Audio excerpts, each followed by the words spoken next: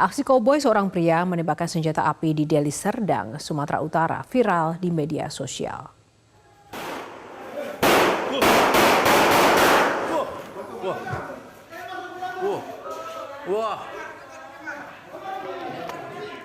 Peristiwa ini terjadi di sebuah kantor gudang pabrik pada Rabu siang.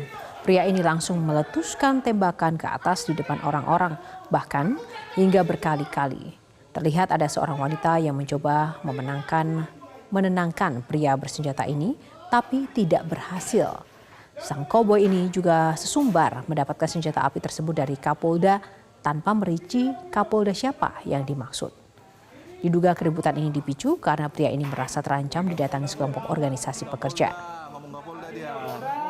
Pastinya saya belum mengetahui ya, tetapi nanti coba kita dalami di Polrestabes ya itu ya, wilayah Polrestabes, nanti kita dalami dengan teman-teman Polrestabes. Ya terkait pengakuannya itu Pak, pengakuannya dapat senjata dari Kapolda itu Pak. Oh, nggak mungkin lah,